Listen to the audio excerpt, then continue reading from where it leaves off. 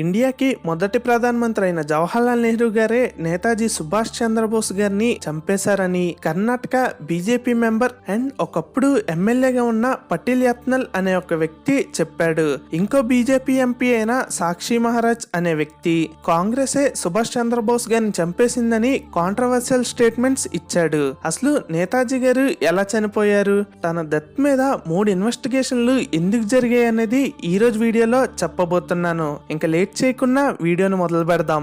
అది August 6, 1945 Japan మీద America nuclear bomb ని వేసింది. దీంతో రెండో ప్రపంచ యుద్ధం ఆల్మోస్ట్ ముగిసింది. జపాన్ సరెండర్ అయిపోయింది. దాంతో జర్మనీ కూడా ఓడిపోయింది. ఇది సుభాష్ చంద్రబోస్ గారికి ఒక బ్యాడ్ న్యూస్ లాంటిది. ఎందుకంటే బోస్ గారు జర్మనీ అండ్ జపాన్ ని ఇండియాకి ఇండిపెండెన్స్ రావడం కోసం సహాయం అడిగారు. అలా బోస్ గారు అడాల్ఫ్ హిట్లర్ ని కలిశారు. అప్పుడే హిట్లర్ జపాన్ మనకు హెల్ప్ చేస్తుందని చెప్పాడు. జపాన్ కూడా ఇండియన్ ఆర్మీకి ఫండ్ చేయడానికి ఒప్పుకుంది. అప్పుడే బ్రిటిష్ వాళ్ళు రెండో ప్రపంచ యుద్ధంలో బిజీగా ఉన్నారు. ఇదే సమయంలో మనం దాడి చేస్తే ఇండిపెండెన్స్ వస్తుందని, నాన్ వైలెన్స్ తో మనం ఏం చేయలేమని బోస్ గారు అనుకున్నారు. అనుకున్నట్టుగా 1944లో ఇండియన్ ఆర్మీ మణిపూర్ లో ఉన్న బ్రిటిష్ ఆర్మీ వాళ్ళని ఓడించింది. ఆ ప్లేస్ ని ఇండియన్ ఆర్మీ కంట్రోల్లోకి తీసుకున్నారు. కానీ ఎప్పుడైతే జపాన్ మీద న్యూక్లియర్ బాంబ్ పడిందో జపాన్ వాళ్ళకి మనకు సహాయం చేయడానికి కుదరలేదు.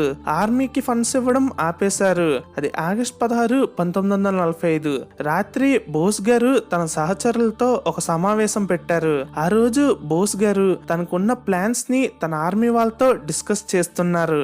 జపాన్ సరెండర్ అయ్యింది. అంత మాత్రాన ఇండియా సరెండర్ అయినట్టు కాదు. మనం పోరాటం ఆపకూడదంటే నేను బ్రిటిష్ వాళ్ళకి చిక్కకూడదు. ఇలా చెప్పి నేను ఒక సీక్రెట్ ప్లేస్ కి వెళ్తున్నానని చెప్పారు. కానీ తను ఎక్కడికి వెళ్తున్నారో ఎవరికి చెప్పలేదు. అది ఆగస్టు 17 ఉదయం. నేతాజీ మరియు అతని సహచరులు బ్యాంకాక్ ఎయిర్పోర్ట్ కి చేరుకున్నారు. అక్కడి నుంచి సైగోన్ కి బయలుదేరారు. సైగోన్ నుంచి జపాన్ లో ఉన్న మంచూరియా అనే ప్లేస్ కి చేరుకోవాలని అనుకున్నారు. ఇక్కడి నుంచి నేతాజీ గారికి ఏమైందని ఎవ్వరికి సరిగ్గా తెలియదు. నేతాజీ గారు ఎలా చనిపోయారు అనే దానికి 3 కాన్స్పిరసీ థియరీస్ ఉన్నాయి. నెంబర్ 1, నేతాజీ గారు ప్లేన్ క్రాష్ లో చనిపోయారు. నెంబర్ 2, నేతాజీ గారిని సోవియట్ వాళ్ళు బంధించారు.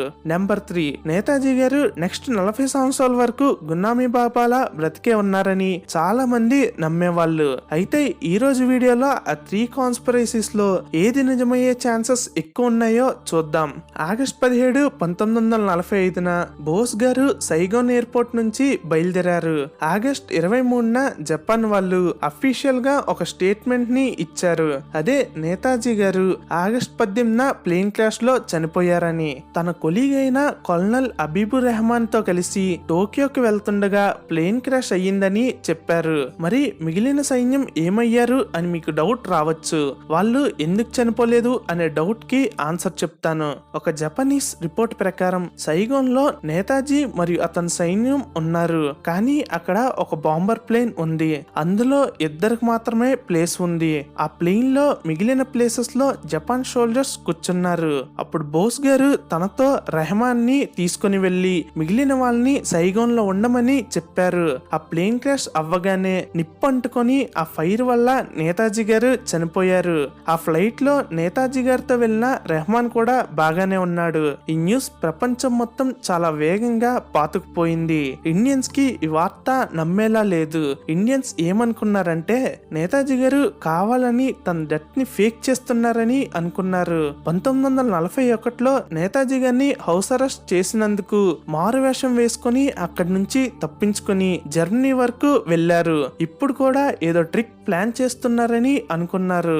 ఇండియన్సే కాదు, బ్రిటిష్ వాళ్ళకి కూడా ఇది నమ్మేలా లేదు. నేతాజీ తన డెత్ ని ఫేక్ చేసి బ్రిటిష్ వాళ్ళ మీద సడన్ గా దాడి చేస్తారేమో అని బ్రిటిష్ వాళ్ళు అనుకుంటున్నారు. అది ఆగస్టు 30, 1945 జపాన్ అఫీషియల్ గా సరెండర్ అయిన కొన్ని రోజులకి బ్రిటిష్ వాళ్ళు జపాన్ ని ఒక రిక్వెస్ట్ చేశారు. అదేంటంటే నేతాజీ ఒక డెత్ మీద ఇన్వెస్టిగేషన్ చేయమని అడిగారు. 3 వారాల తర్వాత జపాన్ వాళ్ళు ఒక రిపోర్ట్ ని సబ్మిట్ చేశారు. ఆ రిపోర్ట్ లో ఆగస్ట్ 18, 1945న ప్లేన్ టెస్ట్ జరిగిందని, ఆ రోజు రాత్రే నేతాజీ గారు చనిపోయారని ఆ రిపోర్ట్ లో ఉంది. బ్రిటిష్ ఈ వార్త విని చాలా ఆనందపడ్డారు. కానీ ఇండియన్స్ కి ఇంకా నమ్మకం పోలేదు. ఎందుకంటే నేను వీడియోలో ముందుగా చెప్పినట్టు నేతాజీతో వెళ్లిన వాళ్ళెవ్వరూ నేతాజీ యొక్క బాడీని చూడలేదు. ఈవెన్ జాపనీస్ గవర్నమెంట్ వాళ్ళు చనిపోయినట్టు ఒక అఫీషియల్ ఫోటోను కూడా రిలీజ్ చేయలేదు. గాంధీజీ గారు నేతాజీ గారి ఇంటికి వెళ్లి దహన సంస్కారాలు ఏం చెయ్యవద్దని, తన అంతరాత్మ నేతాజీ చనిపోలేదని చెప్తుందని చెప్పారు.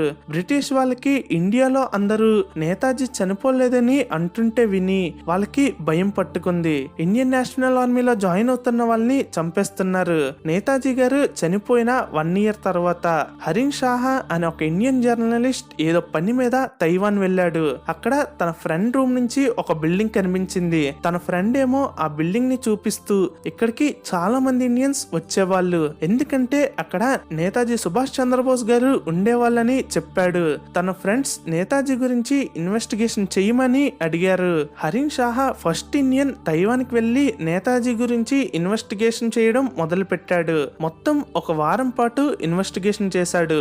ఆ ఇన్వెస్టిగేషన్ లో నేతాజీ గారిని ట్రీట్ చేసిన నర్స్ ని కూడా ఇన్వెస్టిగేట్ చేశాడు. ఈ ఇన్వెస్టిగేషన్ మొత్తాన్ని గల్లంత్ ఎండ్ ఆఫ్ నేతాజీ అనే బుక్ లో రాశాడు. ఈ బుక్ ఒకటి ఉందని ఇండియాలో చాలా మందికి తెలియదు. అందుకే నేతాజీ గారి ఒక డెత్ మిస్టరీగా మారిపోయింది. ఇంకా మన నెక్స్ట్ థియరీలోకి వెళ్దాం. 1950 వచ్చే సమయానికి నేతాజీ డెత్ మీద చాలా థియరీస్ వచ్చాయి. అందులో ఒక థియరీ నేతాజీ గున్నామీ బాబాలా బెంగాల్లో ఉంటున్నారని వచ్చింది. ఇదే న్యూస్ అప్పట్లో చాలా ఆర్టికల్స్ లో వచ్చాయి. నేతాజీ గారు ఇండిపెండెన్స్ తర్వాత ఇండియాకి వచ్చేసారని, గాంధీజీ గారు ఒక దహన సంస్కారాలప్పుడు కూడా గున్నామీ బాబాగా నేతాజీ గారు వచ్చారని ఆ న్యూస్ మ్యాగజైన్ లో రాసేవాళ్ళు. ఎంత జరుగుతున్నా ఇండియన్ గవర్నమెంట్ అసలు ఒక అఫీషియల్ స్టేట్మెంట్ కూడా రిలీజ్ చేయలేదు. ప్రజల నుంచి ఎక్కువ ప్రెజర్స్ అండ్ రూమర్స్ రావడంతో 1956లో ఇండియన్ గవర్నమెంట్ నేతాజీ గారి ఒక డెత్ గురించి అఫీషియల్ ఇన్వెస్టిగేషన్ స్టార్ట్ చేయాలని అనుకున్నారు. ఇప్పుడు మీ స్క్రీన్ పైన చూస్తున్నారు కదా, అతని పేరు షానవాజ్ ఖాన్. ఒకప్పుడు Indian national army general. Netaji గారి డెత్ ని ఇన్వెస్టిగేట్ చెయ్యమని ఇతనికి చెప్పారు. ఎందుకంటే నేతాజీ గారితో ఇతను పర్సనల్ గా మూవ్ అయ్యాడు. ఇతనితో పాటు నేతాజీ గారి పెద్దన్నైన సురేష్ చంద్రబోస్ గారిని కూడా హెల్ప్ చేయమని అడిగారు. వీళ్ళు ఇన్వెస్టిగేషన్ చేసి ఒక బుక్ రిపోర్ట్ ని సబ్మిట్ చేశారు. ఇప్పుడు ఆ బుక్ లో ఉన్న కొన్ని మెయిన్ పాయింట్స్ చెప్తాను. మొత్తం 67 మంది విట్నెస్ లని ఇన్వెస్టిగేట్ చేశారు. నేతాజీ గారితో సైగోన్ కి వెళ్లిన వాళ్ళని కూడా ఇన్వెస్టిగేట్ చేశారు. అందులో వాళ్ళు ఇలా చెప్పారు: సైగోన్ నుంచి టోక్యోకి నేతాజీ అండ్ టీం వెళ్లాలనుకున్నారు, కానీ జపాన్ వాళ్ళు ఒక ఫ్లైట్ మాత్రమే ఉందని చెప్పారు. అది కూడా ఒకరికి మాత్రమే ప్లేస్ ఉందని చెప్పారు. దాంతో నేతాజీ గారు ఒప్పుకోలేదు. నా టీం ని వదిలేసి నేనెలా వెళ్తానని అన్నారు. కానీ నేతాజీ గారి టీం మా గురించి మీరు ఆలోచించకండి, మేము ఎలాగోలా వస్తామని చెప్పారు. అప్పుడు నేతాజీ గారు తనతో పాటు ఒకరిని తీసుకొని వెళ్తా అని అన్నారు. దానికి జపాన్ వాళ్ళు ఒప్పుకున్నారు. అప్పుడు నేతాజీ గారు తనతో రెహమాన్ ని తీసుకొని వెళ్లారు. ప్లేన్ బయలుదేరింది. సైగోన్ నుంచి టోరాన్ లో ఆగింది. ఆ రోజు ఆగస్ట్ 17, 1945. ఆ ప్లేన్ లో ఉన్న వాళ్ళందరూ ఆ రోజు రాత్రి అక్కడే విశ్రాంతి తీసుకున్నారు. తర్వాత రోజు ప్లేన్ టైపై అనే ప్లేస్ లో ఆగింది. అక్కడే రీఫ్యూయల్ చేసుకుంది. ఆ ప్లేన్ స్టార్ట్ అయిన కొద్ది నిమిషాల్లోనే ప్లేన్ ఒక లెఫ్ట్ ప్రొపెల్లర్ డ్యామేజ్ అయ్యింది. నేతాజీ గారు పెట్రోల్ ట్యాంక్ పక్కన కూర్చున్నారు. ఎప్పుడైతే ప్లేన్ క్రాష్ అయ్యిందో ప్లేన్ కి మంటలు అంటుకున్నాయి. నేతాజీ అండ్ ఆ పెట్రోల్ ట్యాంక్ పక్కన ఉన్న ఇంకో వ్యక్తిని హాస్పిటల్ తీసుకొని వెళ్లారు. ఇప్పటికే నేతాజీ బాడీ బాగా కాలిపోయింది. నేతాజీని ట్రీట్ చేసిన డాక్టర్ పేరు డాక్టర్ యోషిమి. ఆ డాక్టర్ నేతాజీ గారు బతకడం కష్టమని అప్పుడే చెప్పేశాడు. ఆ రోజు రాత్రి నేతాజీ గారు చనిపోయారు. నేతాజీ గారు చనిపోయే టైంకి తన పక్కన డాక్టర్, రెహమాన్, 2 నర్సులు ఉన్నారని, దానికి ప్రూఫ్ రెహమానే అని చెప్పారు. నేతాజీ చనిపోయిన 2 వారాల తర్వాత ఆగస్ట్ 20న నేతాజీకి అంతిమ కార్యక్రమాలు చేసి తన అస్థికలని టోక్యోలో ఉన్న రింకోజీ టెంపుల్లో ఉంచారని చెప్పారు. అఫీషియల్ ఇన్వెస్టిగేషన్ అయిపోయింది. ఇంకా ఈ కాన్స్పిరసీ థియరీస్ ఎందుకని అనుకుంటున్నారా? ఎందుకంటే ఈ రిపోర్ట్ సబ్మిట్ అవ్వలేదు కాబట్టి. నేతాజీ అన్న అయిన సురేష్ చంద్రబోస్ గారు ఈ రిపోర్ట్ ని సబ్మిట్ చేయడానికి సైన్ పెట్టలేదు. ఎందుకంటే తను ఏమనుకున్నారంటే నేతాజీ డెత్ ని జవహర్లాల్ నెహ్రూ ఫేక్ చేద్దామని అనుకుంటున్నారని చెప్పారు. ఇదంతా కట్టు కదని, అసలు షానవాజ్ ఖాన్ టోక్యో వెళ్ళలేదని, వెళ్లకుండా ఇన్వెస్టిగేషన్ ఎలా చేశారని అడిగారు. షానవాజ్ ఖాన్ పార్లమెంట్ లో ఈ ఇన్వెస్టిగేషన్ రిపోర్ట్ ని సబ్మిట్ చేశారు.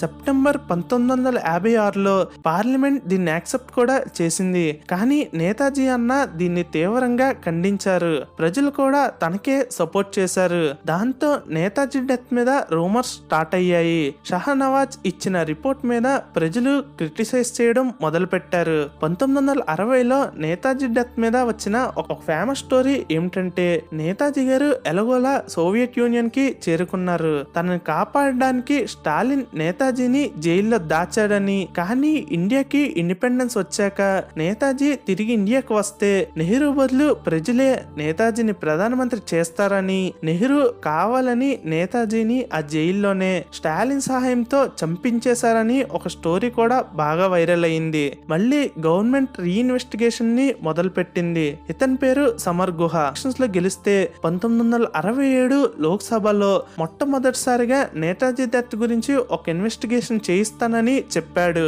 అతను ఒక డాక్యుమెంట్ కూడా ప్రిపేర్ చేశారు. ఆ డాక్యుమెంట్ మీద 350 మంది ఎంపీల దగ్గర సైన్ తీసుకొని ప్రెసిడెంట్ అండ్ ప్రైమ్ మినిస్టర్ కి ఇచ్చారు. అది 1970. ఇందిరాగాంధీ గారి గవర్నమెంట్ జస్టిస్ జిడి కోషల్ గారిని ఇన్వెస్టిగేషన్ హెడ్ గా నియమించారు. సమర్ గుహ గారికి ఈ ఇన్వెస్టిగేషన్ కి హెల్ప్ చేయమని సెంట్రల్ గవర్నమెంట్ అపాయింట్ చేసింది. ఇప్పుడు షానవాజ్ కమిటీ తైవాన్ కి వెళ్లకన్నా ఇన్వెస్టిగేషన్ రిపోర్ట్ ని సబ్మిట్ చేశారు. కానీ ఈసారి జిడి కోష్లా గారు, సమర్ గుహ గారు మరియు తన టీం మాత్రం తైవాన్ వెళ్లి ఇన్వెస్టిగేషన్ స్టార్ట్ చేశారు. సమర్ గుహ నేతాజీ గారు చనిపోయిన హాస్పిటల్ కి వెళ్లారు అండ్ నేతాజీ గారి అంతిమ కార్యక్రమాలు చేసిన ప్రదేశానికి కూడా వెళ్లారు.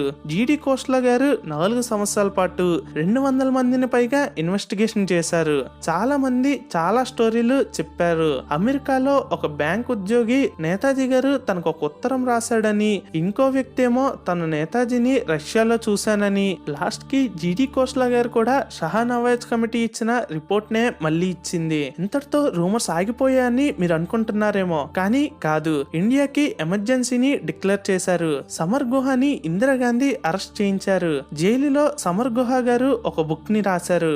అందులో జిడి కోస్లా కమిటీ బాగా ఇన్వెస్టిగేషన్ చేయలేదని రాశారు. మళ్ళీ వాజ్పేయి గారి గవర్నమెంట్ లో మళ్ళీ జస్టిస్ ముఖర్జీ గారితో ఇన్వెస్టిగేషన్ ని మొదలు పెట్టారు. జస్టిస్ ముఖర్జీ గారి టీం మాత్రం నేతాజీ గారు ప్లేన్ క్రాష్ లో చనిపోలేదని చెప్పారు. దానికి 3 క్వశ్చన్స్ అడిగారు. 1, ప్లేన్ క్రాష్ అయితే పైలట్స్ అండ్ నేతాజీ గారే ఎందుకు చనిపోయారు, మిగిలిన వాళ్ళకి ఎందుకు ఏం కాలేదు. నెంబర్ 2, సెంట్రల్ డైలీ న్యూస్ అనే ఒక పెద్ద పత్రిక ఉంది. ఎంత ఫేమ్ ఉన్న వ్యక్తి చనిపోయినా ఆ పత్రిక వాళ్ళు ఎందుకు వాళ్ళ పత్రికలో ప్రచారించలేదు. నెంబర్ 3, నేతాజీ గారి ఒక డెత్ సర్టిఫికేట్ ఎక్కడ ఉంది, ఎందుకు ఇవ్వలేదు.